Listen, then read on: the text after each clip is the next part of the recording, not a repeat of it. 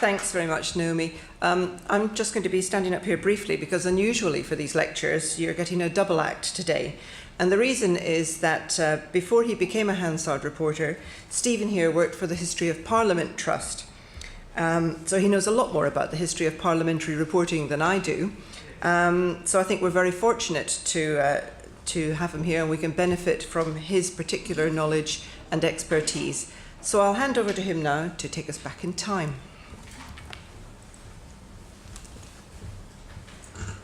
Okay, thank you very much, Lorraine, and welcome to you all. Thank you for coming. Well, I do have a text to read out, and that goes into the history of Hansard in more detail. But before I begin that text, I thought it would be useful to start by checking whether you all understand what Hansard means, because people often get confused between the three things that are called Hansard. And they are the confusion between Hansard and Hansard, between Hansard and Gurney, and between Hansard and other Hansards, including the Hansard Society. So I don't want to lose you all at the beginning, so let me try to explain what I mean. What do I mean by the confusion between Hansard and Hansard? The best way to remember it is that there was one family but two different branches, each with its own printing business and each producing different publications for or about Parliament. One branch, headed by Luke Hansard, were the official printers to the House of Commons, and they published all the official documents, including the journal, select committee reports, and so on. The other branch, headed by Thomas Curzon Hansard, who set up a separate printing business from that of his father Luke, published the Parliamentary debates, or what we would now call Hansard. So here was one family but two different companies. A second confusion is between Hansard and Gurney. The Gurneys were another parliamentary dynasty, this time of shorthand writers, going back to the 18th century and the development of Gurney shorthand. Their role was recognised in Parliament by the appointment of William Brodie Gurney as official shorthand writer to the Commons in 1813. And the shorthand writers produced transcripts of formal oral evidence presented to Parliament, almost always the evidence of witnesses in front of select committees. But they were not the same as the parliamentary reporters, who wrote transcripts of what was said in debates in the chamber and elsewhere, although some of those reporters, of course, also used shorthand themselves. And indeed, in passing, I should also mention the political reporters, who worked in the press gallery, providing not transcripts of debates, but parliamentary summaries and increasingly parliamentary sketches. That was a development of the 19th century, the late 19th century, as was the rise of the lobby correspondents, who again were political journalists who happened to be based at Westminster, but they weren't working on general debates, they were working on parliamentary news. A third confusion is between Hansard and other Hansards. And there are, of course, two Hansards just in this Parliament, because the House of Lords has its own separate Hansard with its own reporting staff. There are also official reports for the devolved assemblies, and many Commonwealth countries, notably Australia and Canada, have similar publications that are also known as Hansard. Then again, there's the Hansard Society, which is a research institute or think tank that now has no connection with Hansard as such, but it takes its name from our official report. Because when the Hansard Society was founded in 1943, Hansard, the publication, was seen as a vital means of educating the public about the importance of parliamentary democracy and representative government. So that perhaps brings us back nicely to this lecture, because as we've heard, one of the aims of this lecture series is to increase public awareness of the processes and relevance of the institution of Parliament. Having said all that, then, let me turn to the text of my talk. And it's a great pleasure to be able to talk about what Hansard is and what Hansard reporters do. Our job is normally to listen and to write, because we translate the spoken word, what members of Parliament say in the House of Commons, into the written word of the official report that people can read in print and online. In fact, we spend so much of our time listening that we are acutely aware of how difficult it is to speak well in public, especially speaking off the cuff, which is why I've chosen to write out what I wanted to say today. Of course, in doing so, writing out my text, I've left in all the superfluous words, the verbal hints and oral cues that help to make it a text which is easy, I hope, to listen to as a spoken presentation. Whereas if you had to read this text, you might find it just a bit too wordy. So perhaps the first thing to say, and this is something that a lot of people find difficult to understand, is that Hansard does not record all the words said in the exact order they are spoken in Parliament.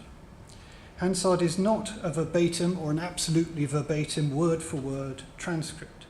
It is what we call an edited verbatim transcript, if that's not too much of a contradiction in terms. It means that Hansard records nearly everything that is said, but without the ums and the ahs, the false starts, the slips of the tongue, and the little faults of grammar that can make a fully verbatim transcript so frustrating to read. We aim to provide a full, accurate, and fluent report, and we do so by removing repetition and a good deal of the wordiness of everyday speech patterns. We take out a lot of the verbal scaffolding, if you like, to make the transcription read more easily on the page. Above all, Hansard is the official legal record of what has been said, and not of what has been decided, but of what has been said in Parliament. And it is also a vital historical record. As the Liberal politician Lord Samuel said in 1949, Hansard is history's ear, already listening. Now, in other words, we carefully record all the facts, the arguments, and the examples, and of course it goes without saying that we do so in an entirely impartial and neutral way. But we do not have to put in every single word that is said. As the editor of the Parliamentary debates, Thomas Curzon Hansard Jr. said, in evidence to the Common Select Committee inquiry in 1862, and I quote, "I hold myself bound for the bona fides of the reports, not for their literal accuracy." And I'm sure that Lorraine would say that she holds herself bound in exactly the same way. Now, Hansard reporters do a great deal more than just type up what is said from the audio recording. We have to check facts and dates, confirm the names of individuals and organisations, and verify quotations. We have to reflect the procedures that are being followed and to record the exact decisions made in line with the official journal. We have to make sure that we correctly identify the member speaking. That's not always as easy as it sounds when members look nearly the same or have nearly the same names. And we have to ensure that they refer to each other in the correct way. Above all, we have to prepare a clear, faithful transcription that may have been slightly tidied up, but nevertheless retains the nuances of the argument, preserves the flavour of the member's style of speaking, and with very few stage directions at our disposal, captures something of the drama of the occasion. And we have to do that for everything that is said not only in the main chamber, but in the parallel chamber of Westminster Hall and in all the Commons committees as well. In many ways, the role of the parliamentary reporters hardly changed over time. 100 years ago, one of my predecessors, Michael McDonough, who wrote a good book on the history of the Reporters' Gallery, commented thus. He said that the reporter's chief task is so to unwind the verbose skein as to make clear the hidden governing principle, the salient points of the speaker, to present the vague thought with definiteness, and to give the language in which it is expressed consecutiveness and coherency. Then again, nearly a century before that, in 1824, an anonymous visitor to the press gallery had some sympathy for the parliamentary reporters, given that, as he said, their eyes and fingers must ache at the writing of speeches, that their memories must be on the rack recollecting, and their judgments untwisting and piecing together the bones and muscles of this body of eloquence. And in fact, that is still a pretty good description of the demanding physical and mental processes that we go through. So let me turn a bit to the history of parliamentary reporting, and it has a long history. It's usually said to date from the 17th century, particularly during the Civil War, when an outburst of news books or pamphlets provided digests of parliamentary news. The early 18th century witnessed the beginning of more regular reports in monthly political magazines, the first being Abel Boyer's Political State of Great Britain.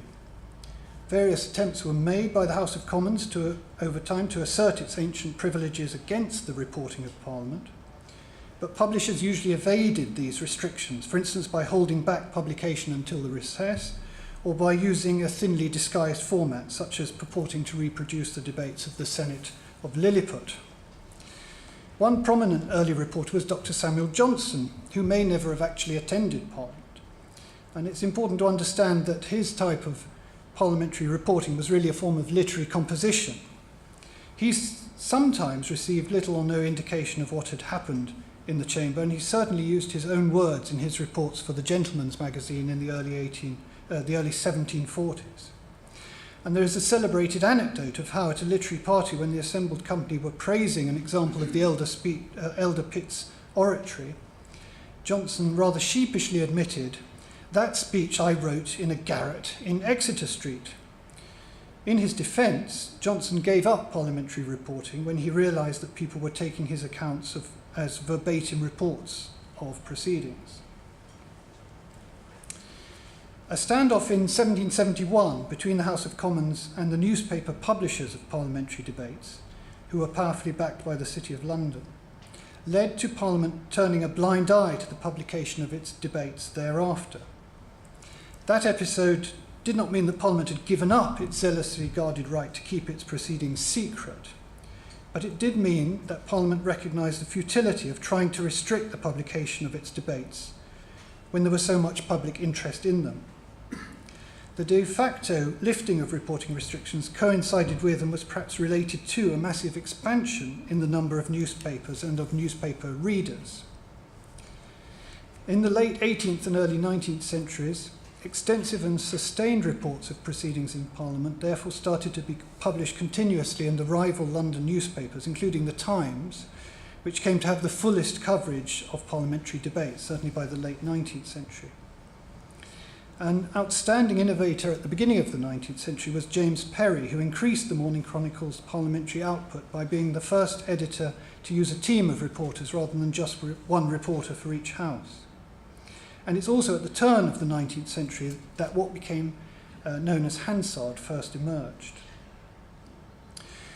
The men who were parliamentary reporters 200 years ago, and they were all men at that point, were therefore newspaper employees. And one of the differences between then and now was that in the old Palace of Westminster, before the fire in 1834, reporters had to compete for places with the public.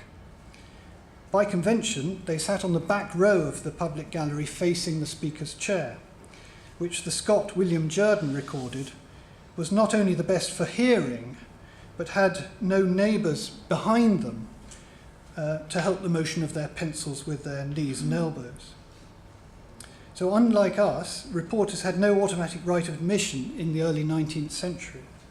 And although in 1803 Speaker Abbott ordered the Sergeant-at-Arms to allow reporters in to use the back row of the gallery, the reporters often still had to fight for their seats on popular occasions. The main difference between then and now, however, is that parliamentary reporters in the past did not have audio recording equipment to work with, or even, until the middle of the 19th century, sound amplification to help them hear what members were saying. So how did they do their job? One pioneer was the Irishman Sir James Caldwell, who published the proceedings of the Irish House of Commons in Dublin in 1766. He attended and wrote his accounts, he said, entirely from memory, after each sitting, rather like Memory Waterfall did in London. Caldwell boasted that, I quote, "the deliberate recollection which writing made necessary brought back the ideas in a slow but regular succession, and generally in the very words that had been used to express them." Well, it now seems somewhat ridiculous to think that reporters relied wholly or even partially on memory, and it is unlikely that any reporters, even the celebrated William Woodfall, had perfect recall. But we live in an age that has almost entirely lost the practice of relying on such oral memory, so I do not entirely rule out part of Caldwell's claim. At the other extreme from simply using memory was the development of shorthand for reporting. One late 18th century amateur practitioner was Sir Henry Cavendish MP, who filled dozens of notebooks of shorthand reporting, many of which he later transcribed himself, although only a few have ever been published. But according to the reminiscences of another Scottish reporter, John Campbell, later Lord Chancellor Campbell, newspaper reporters relied on memory or notes rather than shorthand. Referring to the early 19th century, Campbell later wrote that I knew nothing and did not desire to know anything of shorthand.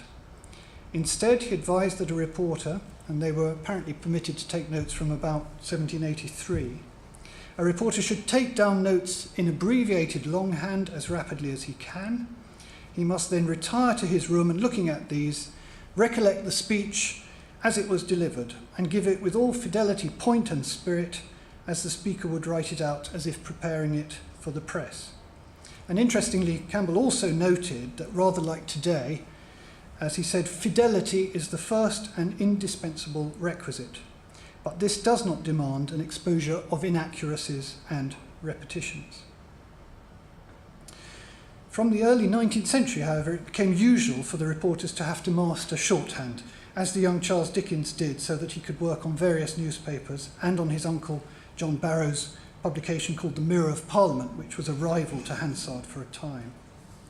And Dickens was apparently a very fast and accurate reporter, and he was a genuine practitioner of the art of parliamentary reporting. And there's a wonderful account of him practicing shorthand in the novel David Copperfield. And to go back to William Woodfall, I think he was much closer to the modern conception of a reporter than the myth suggested by the nickname Memory Woodfall. As a young man, Woodfall's reputation rested less on his memory, which was perhaps largely a matter of self-promotion, than on the thoroughness with which he compiled, checked and revised his reports. He made sure that he received the ministerial brief and sought to corroborate his drafts of accounts of speeches by approaching those involved. Most importantly, he made sure that his accounts squared with and incorporated reports in other newspapers, and he checked facts and quotations in other printed works. Again, as might be expected, members also contributed significantly to the process of reproducing the debates, not least by sending in their speeches beforehand or by providing corrections afterwards, as well as by answering queries from the reporters, as they still do, luckily. Some chose to publish their speeches separately, and these were often reprinted in the compilations that became a publishing feature of the period, and out of which Hansard emerged. So where does the name Hansard come in? As I've said, the founder of the parliamentary dynasty was the famous Luke Hansard, who was not the publisher of the parliamentary debates. He was for many years the official printer to the House of Commons, and in practice filled the role of a senior parliamentary administrator, since he was also responsible for editing and archiving all the parliamentary papers. Luke Hansard is not a part of the history of parliamentary reporting as such, but he epitomised what we now think of as the main Hansard hallmarks of accuracy, speed, expertise, reliability, and, when required, confidentiality. Luke Hansard died in 1828, after which the family connection with the office of printer to the Commons descended through his third son, Luke Graves Hansard. But it was Luke's estranged eldest son, Thomas Curzon Hansard Sr., who gave his name to the publication of parliamentary debates. He was brought up as a printer, but left the family business to set up on his own, and from 1808 he was responsible for printing Cobbett's parliamentary debates, a publication that had come rapidly to prominence after the radical journalist William Cobbett started to compile it in 1803. When Cobbett got into financial and other difficulties in 1812, Thomas Curzon Hansard bought him out. Had he not done so, what we now call Hansard would surely have become famous as Cobbett. The 23rd volume of the parliamentary debates dropped the name Cobbett from the title, which was thereafter simply the Parliamentary Debates. Not until 1829 was the title changed to Hansard's Parliamentary Debates, which is what it remained for most of the 19th century. Hansard also took over Cobbett's Parliamentary History, which incorporated almost all the previous accounts of debates into 36 volumes to cover the period up to 1803. Now, Thomas Curzon Hansard and his son and namesake ran Hansard for nearly 80 years, from 1812 to 1889, and their organisation was very different from the one we know today, in that they were the editors, but for the most of that time they had no reporting staff as such. Their work was one of collation, taking the fullest reports from various London and local newspapers, as well as the texts of speeches supplied by members and their corrections, and editing them into a uniform, coherent report. So the Hansards, father and son, devoted themselves to providing the fullest and most accurate compilation through their painstaking attention to detail. But they did not themselves have seats in the gallery of the rebuilt Commons or regularly employ reporters until the 1870s. Hansard remained a private organisation, but from 1855 it was financially supported by the Treasury, which agreed to place a central contract to buy 100 copies of each volume for government departments, embassies and the like. Another big change was that from the start of the 1878 session, Hansard began to receive a formal government subsidy to enable it to cover 4 types of business normally omitted from the newspaper reports of debates. And these 4 were the proceedings on private bills by order, deliberations in the Committee of Supply and in public bill committees, and debates that continued in the chamber after midnight. That meant that Hansard for the first time had to employ reporting staff.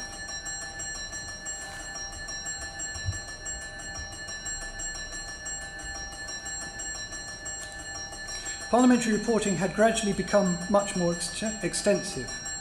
Whereas in the 18th century many speeches would have been omitted or drastically reduced in length.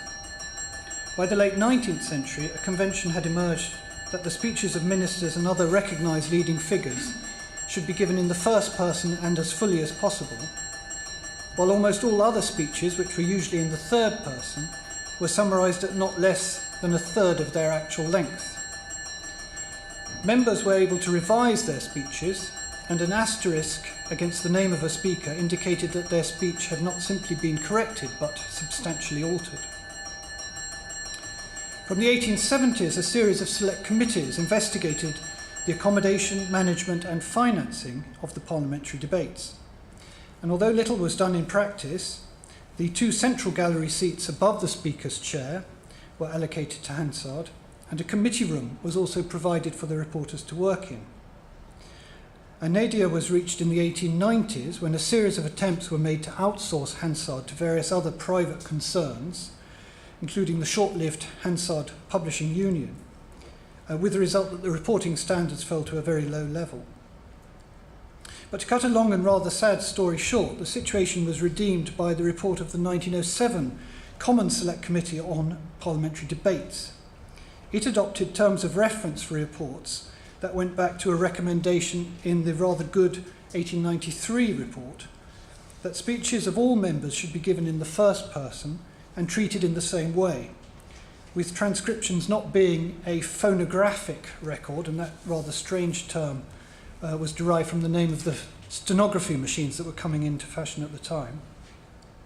But it should be a full transcription so that in the standard wording now incorporated into Erskine May, the Bible of Parliamentary Procedure, the report, and this is a quote, though not strictly verbatim, is substantially the verbatim report, with repetitions and redundancies omitted and with obvious mistakes corrected, but which, on the other hand, leaves out nothing that adds to the meaning of a speech or illustrates the argument.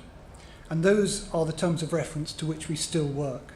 The 1907 report also recommended that members should not be able to revise their speeches, except in relation to rulings from the chair, and in relation to the correction of very minor factual errors.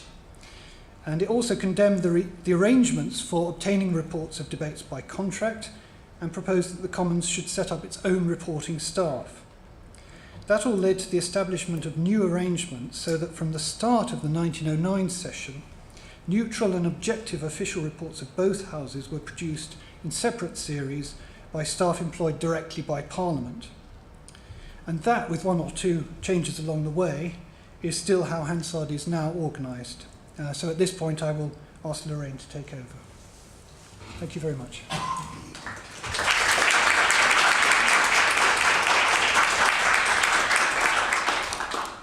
Thank you, Stephen, for taking us so entertainingly through the 18th and 19th centuries to the point at which, in 1909, the publication known as Hansard became the official report. Now, sadly, one of the consequences of that change was that the practitioners of the art faded into the shadows of public service. So there are very few historical records on which I could draw to bring us up to date. So I've had to rely on three things: some staff group photographs that I have hanging up on the wall in the editor's office, the memory of some of my retired colleagues, and indeed my own memory, since I've been working here for 32 eventful years. Incidentally, although the publication was called the Official Report from 1909, everyone kept referring to it as Hansard, and in 1943 the word Hansard was added back onto the front cover, where it remains to this day. So I mentioned the photographs in my office. The first one shows the group of 13 fine gentlemen, yes, it was still just men, who comprised the staff of the first official report team. Then there's a long gap to 1947, when the team had grown to 25, and there were 2 women in the photograph. Now, one of those women was the editor's wife, who obviously had come up to London for the day because she was wearing a splendid hat and carrying a bouquet of flowers. But the other was a lady called Jean Winder, and Jean was the first female employee of Hansard, having joined in 1944. Then there's another long gap in the photographs to 1972. This time it shows 35 people, of whom 8 are women. So the number of staff has increased steadily over the years as the workload has increased, and the number of women has gone up with it. Now we have about 100 members of staff in total, including those from the broadcasting and parliamentary recording units, and the balance between men and women is roughly 50-50. In 2005, I became the first woman editor of Hansard in the House of Commons, but not in Parliament.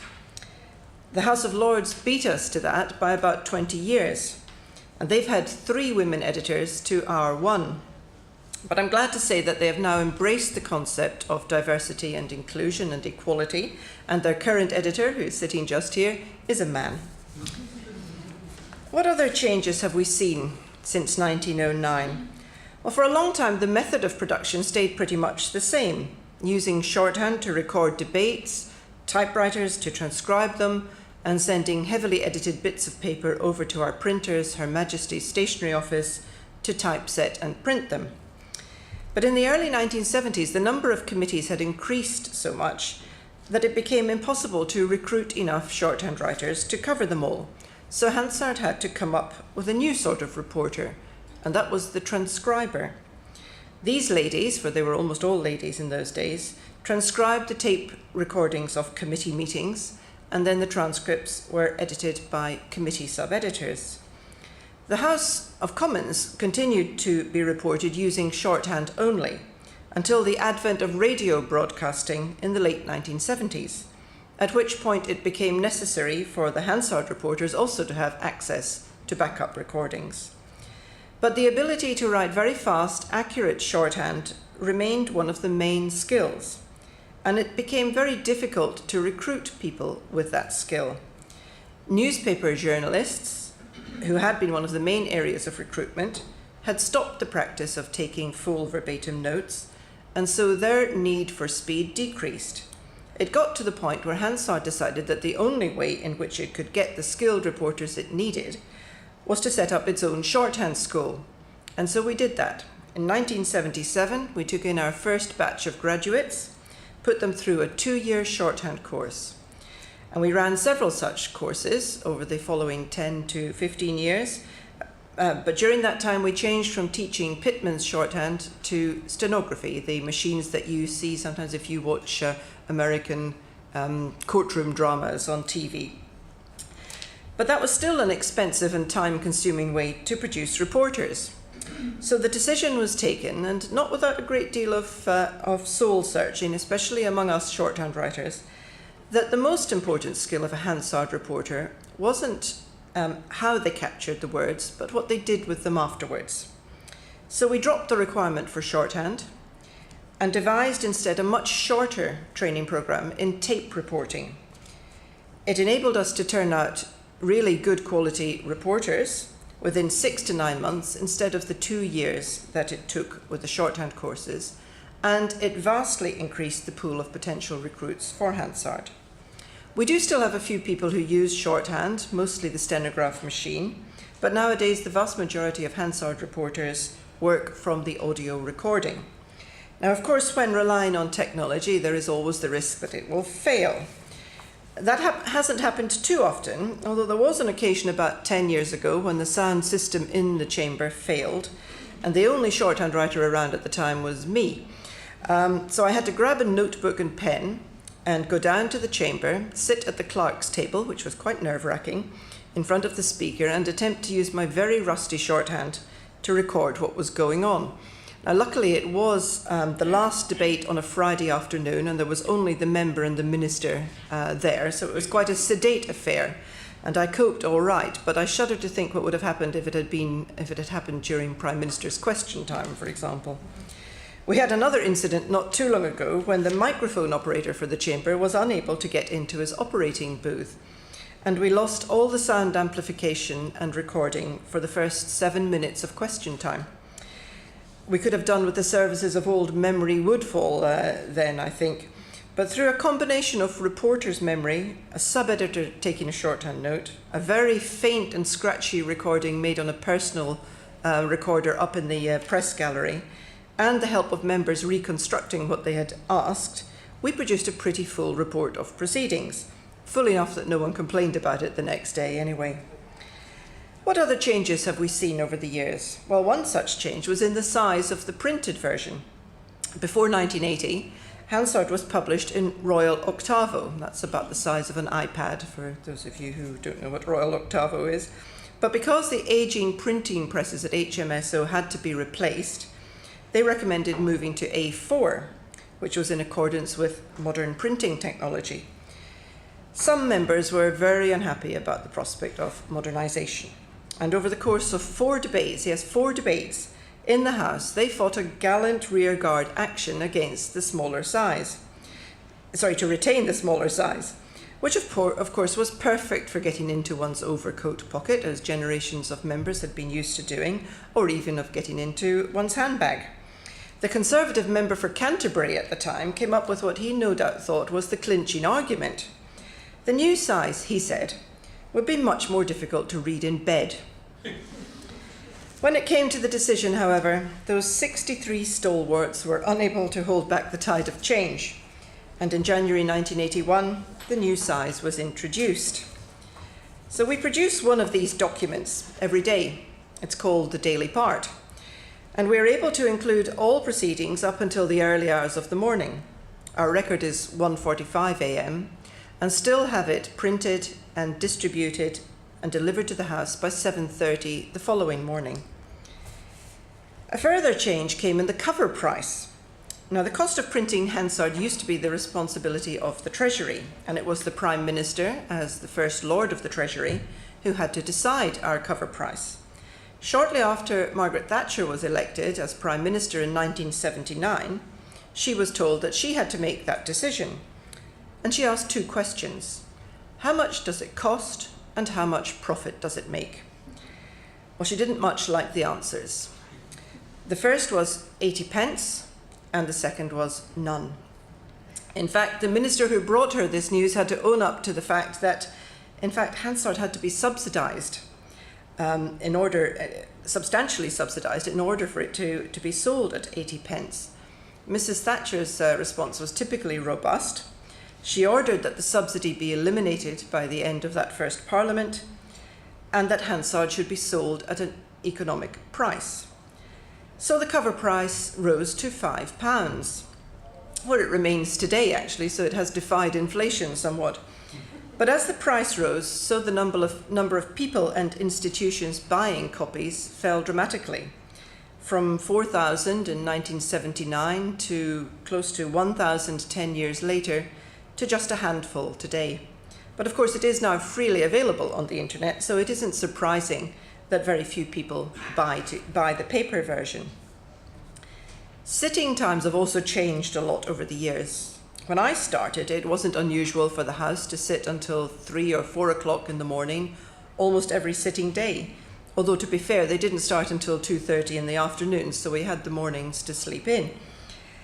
In Hansard, we don't operate a shift system for reporting the House, and the staff have to stay until the very end. So it meant people spending long hours at work, not having a social life at all during the week, and not seeing an awful lot of their families while the House was sitting. Things are better now. We have one guaranteed late night on a Monday, when the House sits until 10:30 or 11 p.m, and then slightly earlier finishes on Tuesday and Wednesday, and then Thursdays usually finish at 5:30. But please don't picture us putting on our coats and leaving the building the minute the House rises.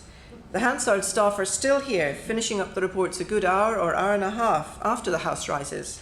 So the problems of not having a social life or not seeing one's family haven't entirely gone away. Now, obviously, one of the things that we've had to think about in Hansard more recently, and in common with many other departments in the House and in Parliament, is how much of our output actually needs to be printed now that it's so easily accessible on the internet. Last year, we stopped printing the weekly version of Hansard, which basically was the daily parts gathered together but not corrected. The final version, and authoritative version, which is called the bound volume, does include corrections that we've received to any mistakes we might have made, and corrections that we decide to make ourselves after proofreading all of the daily parts. We used to provide all members of Parliament with free copies of the bound volume, but we stopped doing that earlier this year. They can still purchase them if they want, but not many have taken up the option.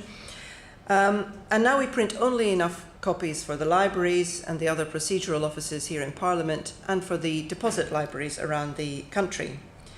Next summer, we'll stop printing the government's answers to questions that have been tabled by members, and those answers will be available only online. So if we were having this talk this time next year, the copy of Hansard that I'm holding up would be a good deal thinner, because at least a third of it would have gone. The shift from print to digital means that we have to be right at the top of our game when it comes to web presentation and searchability.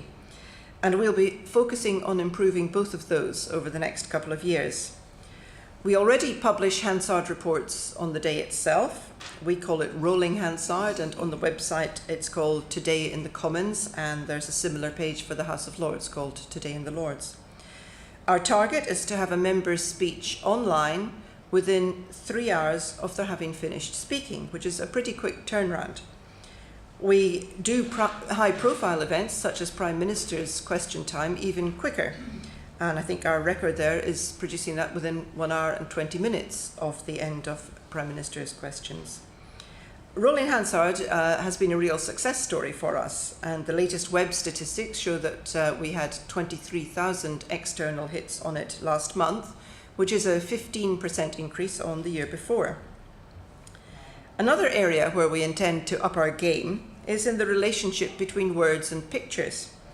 We want to introduce links from the Hansard text to the video of the moment, so that people can see how a member or minister has spoken, as well as what they said. As Stephen alluded to, we're not allowed to use stage directions or to give clues to the reader in Hansard beyond the judicious use of punctuation and the very occasional exclamation mark. So it is difficult to get across on the page emotions such as anger, elation, frustration, or sadness, or to render sarcasm or irony, all of which are quite heavily used by members of Parliament. And I think it would be really beneficial for the public to be able to move easily from the text to the pictures to see the context in which something has been said. It will also help to increase the transparency and accessibility of members' speeches, questions and answers. And it will be of enormous benefit when it comes to searching video. At the moment, we have thousands upon thousands of hours of proceedings on tape and on webcasts, with very few means of being able to search them meaningfully. And next year, we're going to go to a fully online video system for Parliament. And our intention is to attach the data that's generated by Hansard to that video so that it can be indexed and searched as easily as the text version is at present. Ideally, we'll be able to do that in real time as well, so that if you're watching the webcast of a select committee meeting, as many people are increasingly doing as select committees become ever more important, you'll be able to see information about the members who are asking the questions and about the witnesses who are answering them. What else is in our future? Well, I hope you won't think me too old-fashioned if I say more of the same. Our reporters and editors produce a first-class document whose name is a byword for accuracy, integrity, and standards of English. And we will never change that. We are rightly proud of our reputation, and we don't want to do anything that would jeopardize it. Could production methods change again? Well, possibly, although I have yet to come across any technology that could replace what we do now. I hear a lot of talk about voice or speech recognition being the future. Now, it's true that its accuracy has improved steadily over the years, especially for individual users speaking to their computers or other devices. And we all increasingly experience its use in automated telephone systems. Indeed, some of the reporters in the Commons, and especially in the House of Lords, use it instead of typing.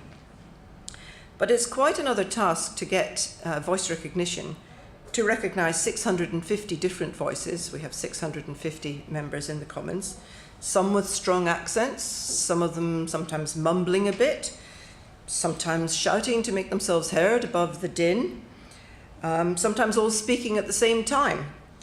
And I've heard claims that it can attain 85% accuracy in such circumstances. Well, all I would say to that is that if you have to produce 200,000 words a day, as Hansard quite often does, then that leaves 30,000 words that are still wrong, and it leaves the other 170,000 completely verbatim, unmoderated utterances that would still have to be moulded into sentences and paragraphs that make sense to the reader. So would it save time and money? In my opinion, no. But we will, of course, keep an eye on the technology, just in case it makes an incredible leap forward in accuracy. And then it will be worth considering using as an alternative to typing. Although, in my view, it will never remove the need for the talent and judgment of the skilled Hansard reporter and editor. And if anyone would like an example of where technology can go horribly wrong, I would direct you to the video of Margaret Thatcher's last appearance at the Dispatch Box, which appears on YouTube with captions generated by automated voice recognition. Now, it is quite hilarious, but I find that it detracts from what she was actually saying during what was a really wonderful parliamentary performance. And that's not something I would ever want Hansard associated with. We are there to enhance, not to detract. Let me finish with a quote from Matthew Paris, the columnist for The Times, who was once a member of Parliament himself. When he was the sketch writer from The Times, sitting in the press gallery, he was able to observe the Hansard reporters at work, and then the next day compare it with what he had heard coming up from the floor of the House. On one occasion, he wrote, "As we know, in the skilled hands of the parliamentary Hansard note-takers, Monday's gibberish becomes Tuesday's classic English. The room in which the official report is compiled is the nation's top operating theatre for cosmetic surgeons in English prose. As a result, many MPs actually believe they talk sense. Today they strut their hour on the Commons stage talking unintelligible rubbish. Tomorrow they read the report. From the report emerges a speech of passion and clarity delivered in perfect English. Gosh, they murmur over breakfast. Did I really say that? They didn't. They didn't say anything like that." Now, I don't necessarily agree with Mr. Paris's observation that members speak unintelligible rubbish. Many members are fluent speakers and they are a joy to report. All that I would say is that their words are precious to us, and we are going to carry on reporting them faithfully and accurately so that you, the public, can read exactly what is being said by the people for whom you voted. Hansard is the ultimate no-spin zone when it comes to reporting on parliamentary events, and long may it remain thus. Thank you for listening.